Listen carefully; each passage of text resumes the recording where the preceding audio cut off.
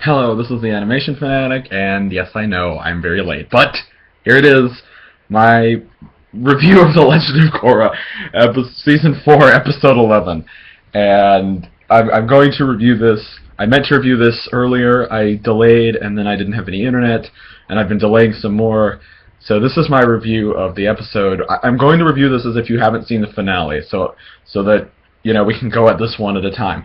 I'm going to review the finale together, like the two episodes of the finale, talk about that, talk about the season a little bit. I'm going to do, actually, probably before in the next couple of days, I'm going to do a review of the new Hunger Games movie, which I just saw, the new Hobbit movie, which I just saw. This is a really special treat for me. I got to see two movies in theaters, so I'm going to pass on the benefits to you, so to speak. And I'm also going to do a series overview retrospective of Legend of Korra. Just kind of talk about what some of the highs were, what some of the lows were, the good, the bad, kind of what we learned, what we got out of it.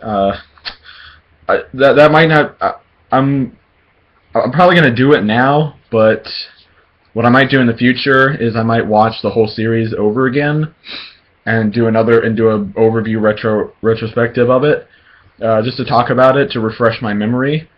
And after this, I'm not sure where I'm going to go, because I have no idea kind of what to do next. I know the Redonkulous race is coming out next year, I think. I believe that's what's going to happen.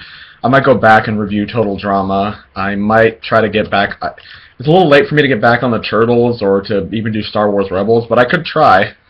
Yeah, it all depends. I'll have to see what I want to do. Now that Korra is gone, I don't know what I'm going to do with my life now. But anyway, we're not thinking about the finale, we're thinking about episode 11. So anyway, Kuvira does what we expected the whole time and launches her invasion of Republic City. And Korra and the gang have to stop her. And they do so with all their best fighting moves, all of their greatest battle techniques, or they just talk a lot and move around and avoid Kuvira and run away. Yeah, that was my main problem with this episode. It's a lot of talking, it's a lot of running away, it's a lot of surrendering, it's a lot of false plotting, and it's just like, I know a lot of people like the episode, but for me it was like, meh. Okay, parts I liked. This is going to be all spoilers, just so you know. I enjoyed the when the Colossus first showed up, I liked that. When it blew up that defense area, I thought that was cool. I was like, holy crap, wait, it just blew up all those people. I didn't think anybody would die in this, but then they did. That was pretty intense.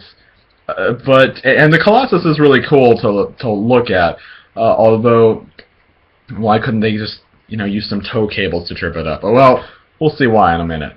Anyway, it was a really cool, machine. I really liked seeing it.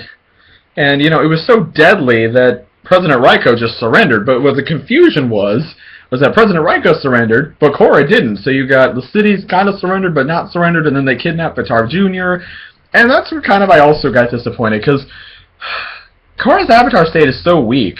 I mean, when you see Aang in it, he's just like, it's really scary, and it's really weird. I mean, at least in the earlier seasons. And Korra's avatar state, I know she can turn it on and off, but it's just disappointing, even when she does turn it on. I mean, it hasn't really been as impressive since Season 2, or even since Season 1 when she first got into it. And that was really cool. But yeah, it's just so weak. And I mean, I wasn't expecting her to torture Vitar Jr., although I just want to point out the Autobots were going to torture Soundwave near the end of Transformers Prime, but that's neither here nor there.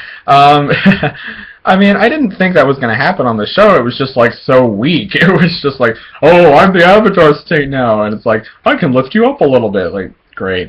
I was hoping we'd see some Team Avatar fighting Kuvira, but they did, most of what they did was run away, and that was just kind of disappointing for me. It was a lot of, like I said, it was a lot of talking, it was a lot of running away, it was a lot of surrendering and back and forths, and then Kuvira blows up the factory. It wasn't one of my favorite episodes. It had some good scenes. Do I think Kuvira really loves Vitar? Maybe a little bit. It's like she's honest, she loves him, but she can't subjugate that to her will to control and dominate things and everything. I don't know. But anyway, it was a pretty decent episode. but it's only the lead up to the next part, which is the finale, which I'm going to talk about next time.